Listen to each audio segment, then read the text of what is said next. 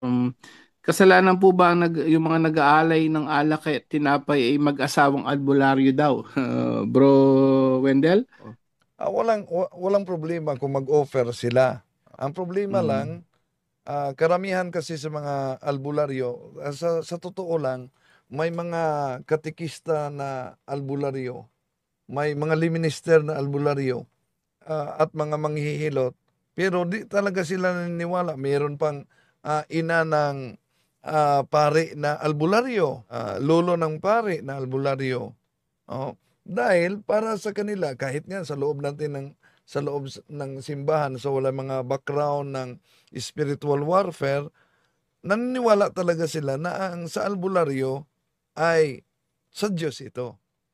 Meron ngang obispong naniniwala na ang albularyo ay sa Diyos. Pero malinaw ang aral na ibinahagi ng mga exorcist na ang albularyo, hilot, mangtatawas, kumukuha ng kapangyarihan sa demonyo.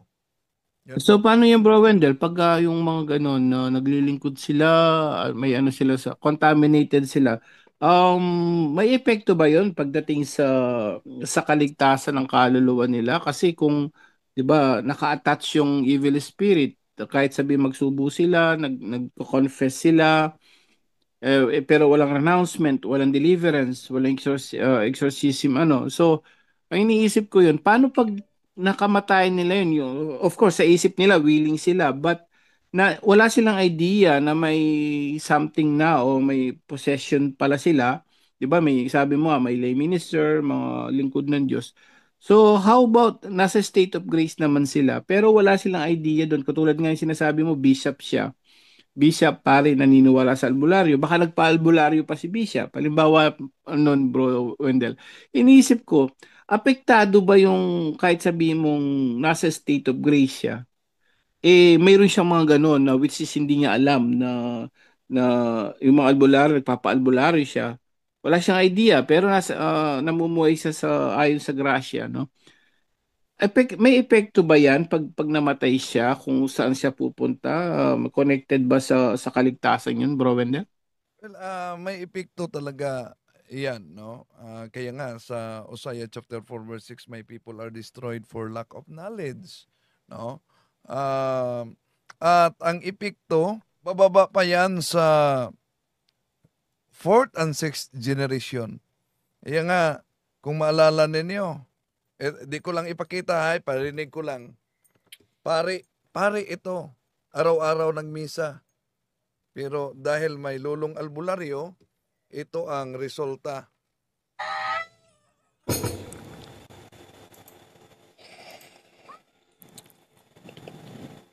Sigaw yan sa pare, no? Na idinideliverance. So, ah, ang ang ang naturang pare, ah, gusto na siyang aalis sa kanyang pagkapare, no? Nanlamig siya. Pero dahil may mga ninuno na albularyo, apektadong-apektado talaga. Diyan makita natin na talagang delikado. So, ngayon, di alam, nag-serve siya. Meron talagang hadlang sa mga grasya. Anong hadlang? Tulad na binigyan kita ng kindi, pagkatapos kinain mo, pati ang balot ng kindi, di mo maramdaman yung tamis ng kindi. Dahil kinain mo yung balot. Ganon ang tinatawag na syncretism. No, may hadlang sa mga blessings dahil may nakatakip. Kung tandaan natin, ang paliwanag kasi sa simbahan, ang grasya ng Diyos ay para itong umuulan para sa lahat. So kung ang isang lupa ay tatanggap ng uwan, so anong mangyari? Tutubo talaga ang mga tanim. Pero kung ang naturang lupa, ang daming mga bato, mahirap tutubo ang mga tanim. Ganon din ang buhay natin. Kaya tingnan natin, wala ba itong mga bato sa mga superstitious beliefs?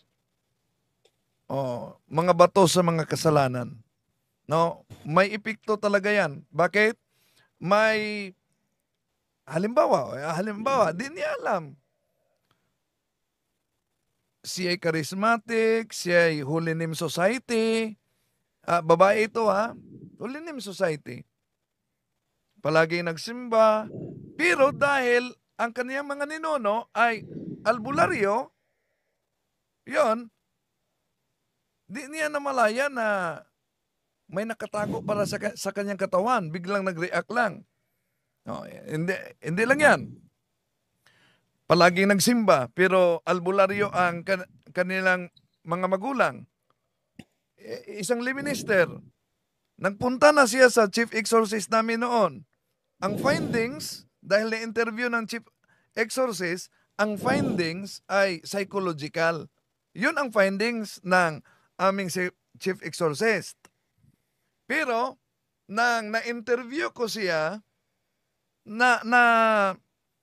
nakita ko talaga na-diagnose ko talaga na demonic dahil may mga koneksyon sa mga albularyo niyang mga ninono. Liminister ito, palagi nagsimba, palaging nangungumpisal, pero apektado sa kanya mga ninono. Bakit? Una, bakit sinabi ng aming chief exorcist na psychological? Dahil ang problema niya, may kasama siyang lay minister na talagang hinahanap-hanap niya araw-araw. Gusto niyang makita ang kasama niyang lay minister. Di siya makatulog kung di niya yan makita. Kaya nagduda yung chief exorcist namin na baka bakla ito. No, kahit nga sa interview namin nagduda ako. Di ka ba bakla? Sabi, hindi naman ako bakla, bro.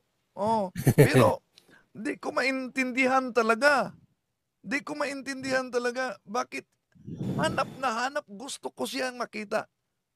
Nag-diagnose, take prayer kami. Aba, grabe ang reaksyon. Grabe talaga ang reaksyon. Kaya nagwawala na. So, nag-report ako kay Father ng chief exorcist namin, hindi ito psychological, Father.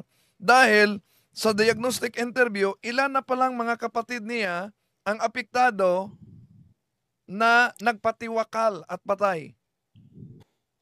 Nagpatiwakal talaga ilang mga kapatid niya. So imagine, ganun pala patago na umaatake ang mga kalabang espiritual natin sa pamamagitan ng panggagamot ng mga ninuno. Yan lang. Eh, Grabe no. ang tanong ko, Bro Wendell, paano pag namatay nga siya? Yun nga, namuhay siya ng tragedy pero hindi niya alam. Yung pagkamatay niya, ibig sabihin doon apektado ba yung kaluluwa niya pagdating sa judgment niya, sa particular judgment? Dahil bishop siya, pari siya. Kaso wala siyang, yun nga, lack of knowledge, no? Ang iniisip ko, hindi ba yung pasok doon sa yung no fault on their own, so may epekto ba yun na okay kahit anong ginawa mo dahil nagpaalbularyo ka kahit bishop ka pa, pwede bang like may impyerno na siya because of that, na apektado ang kaligtasan, ganun pag namatay, Bro Wendell? Well, kung tingnan natin ang ikalawang Makabyo, Kapitulo 12, 45, On 42, 46, diyan nagsimula na ipanalangin ang mga nangamatay. mga Ano mo ba ang kasalanan nila? Ang kasalanan nila, amulet, no? amulet, mga anting-anting.